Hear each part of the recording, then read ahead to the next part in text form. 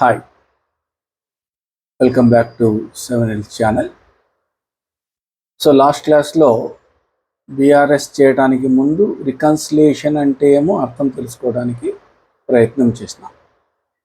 ఇప్పుడు రికన్సిలియేషన్, అది కూడా బ్యాంక్ అకౌంట్ను ఎట్లా రికన్సిలియేషన్ చేస్తామో ప్రాక్టికల్గా ఇక్కడ చూపిస్తాను. ఆ తర్వాత థియరీ ఎక్స్ప్లెయిన్ చేస్తాను.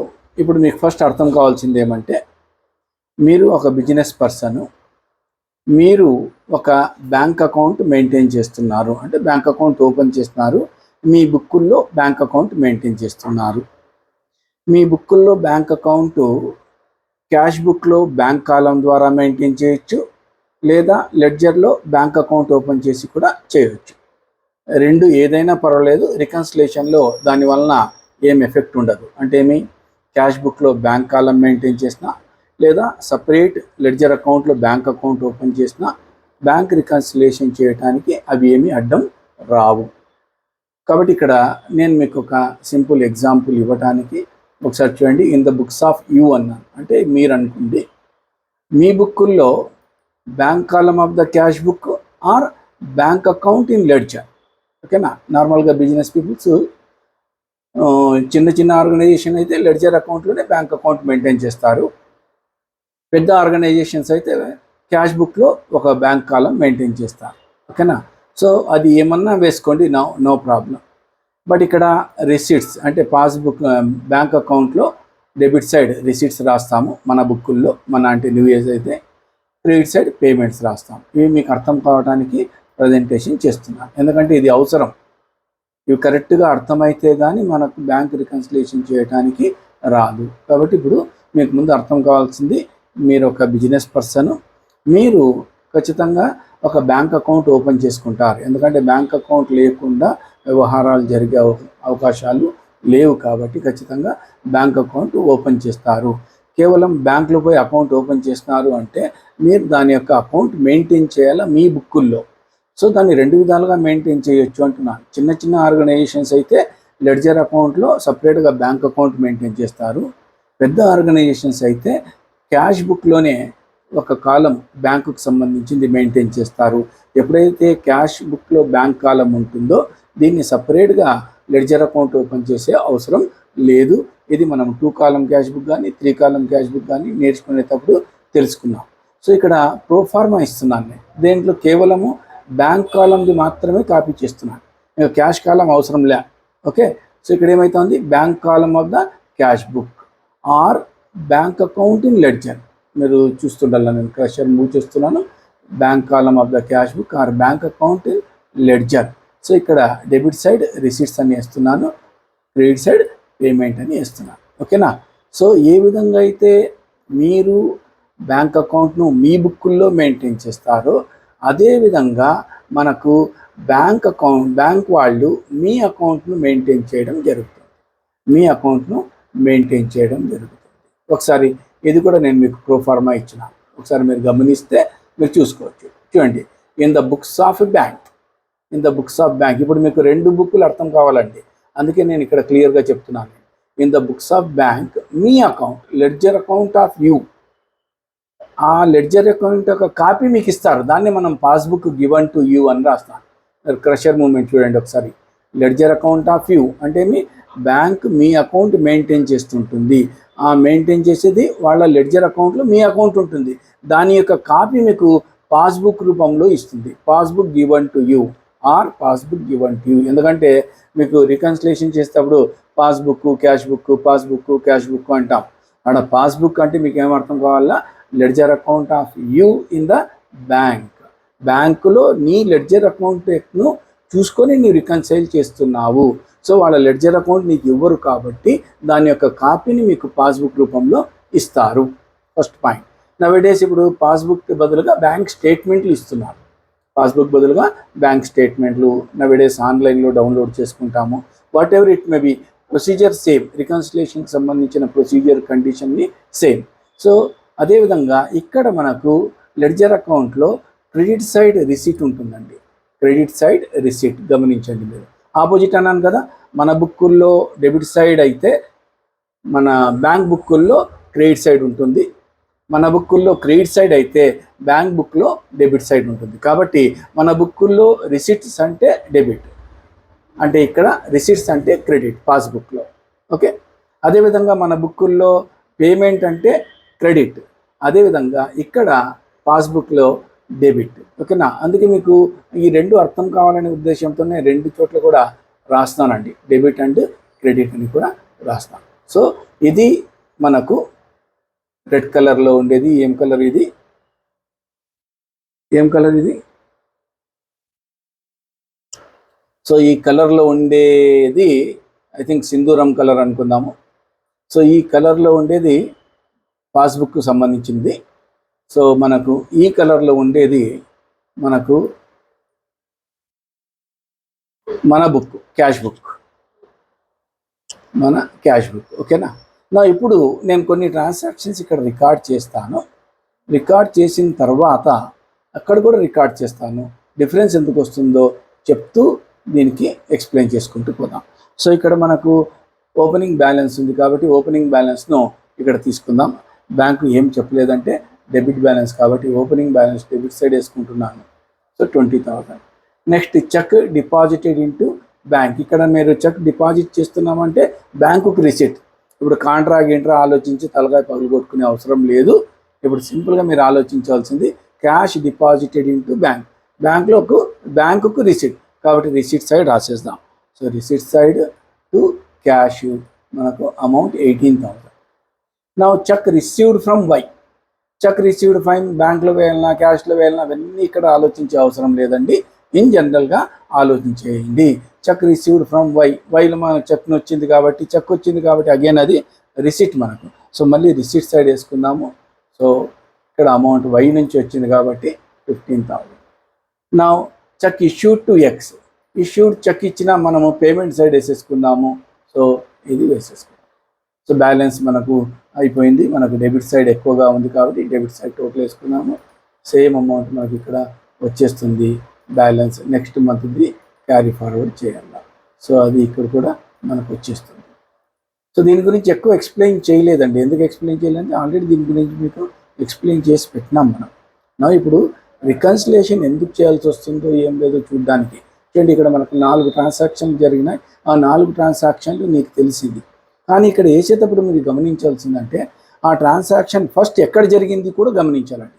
ఎక్కడ జరిగింది అంటే అర్థమేమి? ముందు బ్యాంక్లో జరిగిందా లేకుంటే మన దగ్గర జరిగిందా ట్రాన్సాక్షన్? అది చాలా ఇంపార్టెంట్ అండి. ఎందుకంటే ట్రాన్సాక్షన్ మన దగ్గర జరిగితే మనం అకౌంట్లో వేసేస్తాం, బ్యాంక్ అకౌంట్లో వేసేస్తాం. ట్రాన్సాక్షన్ ముందు బ్యాంకులో జరిగితే బ్యాంకు వాళ్ళు తమ బుక్కుల్లో రాసుకుంటారు. అంటే కొన్ని వ్యవహారాలు ముందు అక్కడ జరుగుతాయి, కొన్ని వ్యవహారాలు ముందు మా దగ్గర జరుగుతాయి.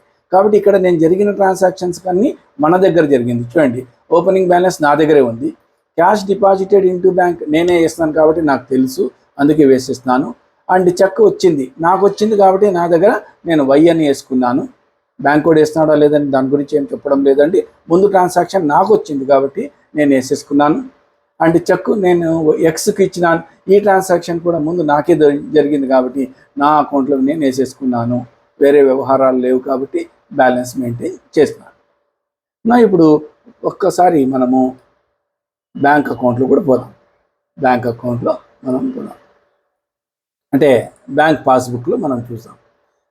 బ్యాంక్ పాస్బుక్లో కూడా ఓపెనింగ్ బ్యాలెన్స్ మనకి ఎంత ఉంటుందో అంతే ఉంటుంది. నార్మల్గా డిఫరెన్స్ లేదనుకోండి, బట్ ఆపోజిట్ సైడ్, అది మీకు ప్రీవియస్ క్లాస్లో చెప్పినానండి.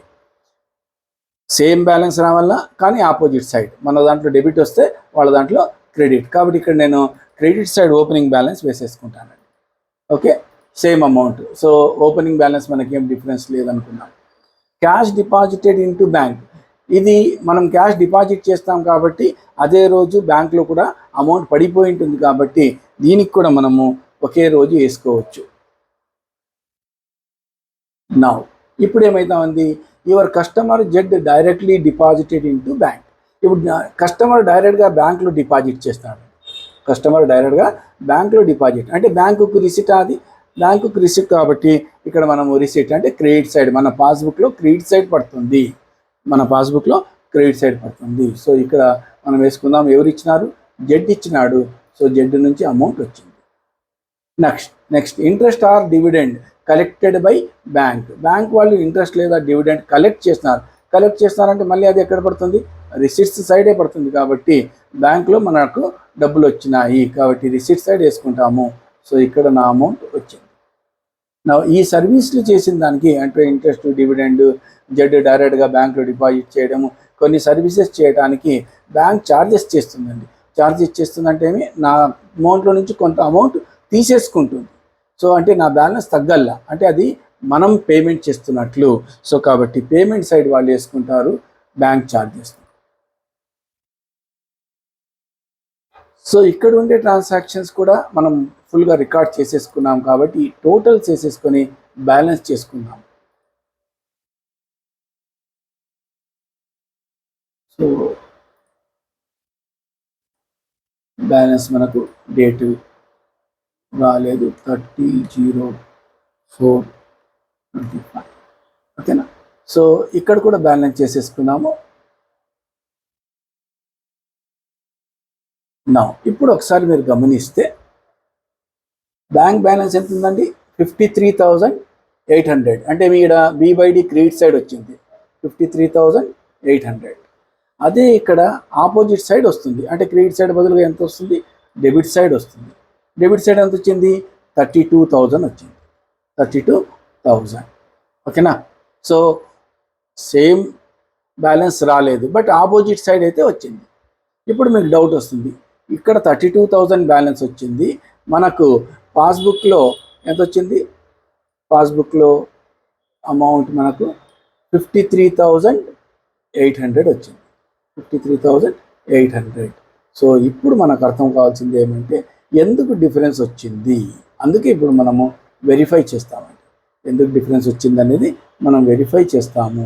ఆ వెరిఫై చేస్తే మీరు గమనిస్తే ఫస్ట్ 2 కలర్లో ఉండేది ఇది ఫస్ట్ ట్రాన్సాక్షన్స్ ఎక్కడ జరిగిందంటే ఫస్ట్ ఇనిషియేట్ ఎక్కడ జరిగింది, చెక్ రిసీవ్డ్ ఫ్రమ్ వై, ఎవరికి మనకు వచ్చింది కాబట్టి మా బుక్కుల్లో మాత్రమే రాస్తాం.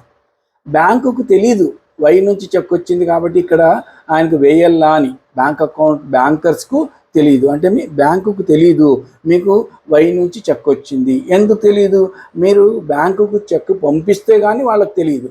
కాబట్టి అప్పటి వరకు వాళ్ళ బుక్కుల్లో ఈ 15,000 ఎంట్రీ పడదు, ఈ 15,000 ఎంట్రీ మనకు పడదు. ఒకసారి గమనించండి, 15,000 ఉంటే ఈ 15,000 మనకైతే రిసిట్స్ సైడ్ 15,000 పడింది కానీ బ్యాంకులో ఆ అమౌంట్ పడలేదు. ఎందుకు పడలేదు అంటే మళ్ళీ చెప్తున్నాను, ఫస్ట్ ట్రాన్సాక్షన్ ఎక్కడ జరుగుతుందో అక్కడ ఎంట్రీ పడుతుందండి. ఇక్కడ మీకు వై అనే పేరు కనిపిస్తూ ఉందే, వై అనే పేరు కనిపించడం లేదు. ఎందుకు, నువ్వు చెక్ ఇస్తే కదా వాడు బ్యాంకులో వేసుకునేకి. సో నువ్వు చెక్కే పంపించలేదు కానీ నువ్వు బ్యాంక్ అకౌంట్లో వేసుకున్నావు.